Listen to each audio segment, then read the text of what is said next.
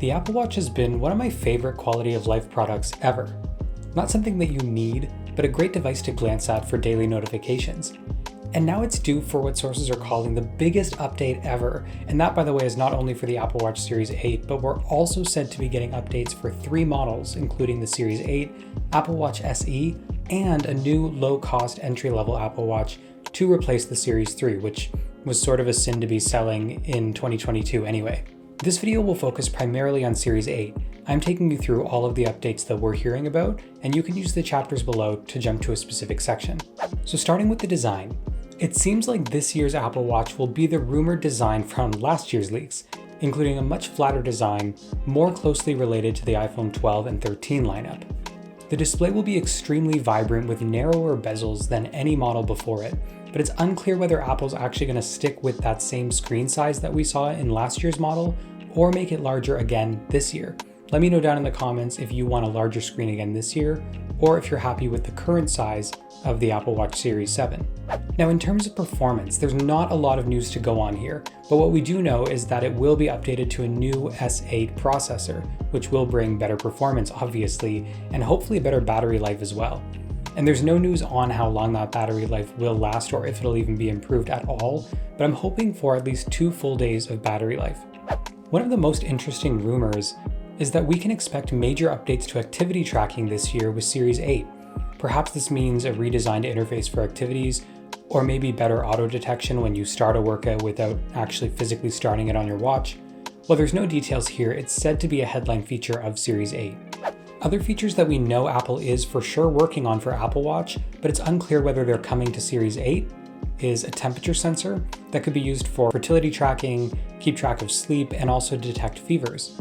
Another one is sleep apnea detection using the existing blood oxygen sensor, which, if true, by the way, could technically also be included in an update to the Series 6, as it already has that same sensor.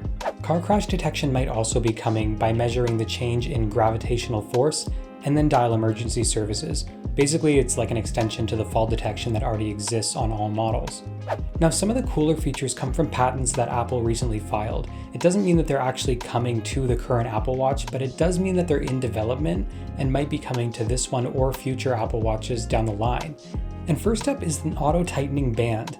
This, just like it sounds, would give the ability to auto-tighten the band, and that would be good for adjusting during intense activity, for accurate heart rate readings, or simply as a way to deliver notifications, much like haptic feedback does now. Another one is an in-band LED that can display progress depending on what you're currently doing. This could show activity rings or heart rate or your current workout. Really, the sky's the limit with this one. I assume adding LEDs to the band would drive up the cost, so it would likely be a separate Pro Band lineup that you could purchase separately for the added functionality. I just don't see them driving up the cost of including it in the base model when they don't even include a charger in most of their devices. Another interesting one is a rounded Apple Watch design with an in-display Touch ID and under-display camera. This definitely isn't coming for Series 8, but it would be cool as a way to kind of change things up somewhere later down the line, maybe perhaps as an Apple Watch 10.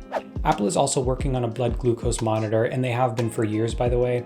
This would make diabetic management incredibly easy, but would likely require further regulations, so definitely not coming this year. Other models of Apple Watch that are coming this year, a new SE and a new rugged entry model to replace the current price point of the Series 3 for a more durable experience.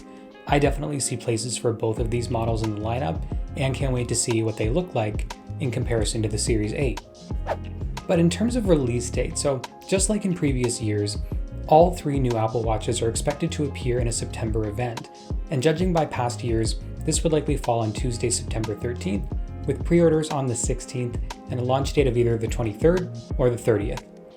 There's a lot more rumors coming right now with an Apple event right around the corner, and if you want to be up to date on the latest rumors, then now would be a great time to hit subscribe. And while you're down there, remember to hit the like button because it tells YouTube that videos like this don't suck. Let me know down in the comments, would you trade up to a potential Apple Watch Series 8 when it comes out this year? And if so, which model are you trading up from? As always, thank you guys so much for watching and supporting the channel, and I'll see you in the next one.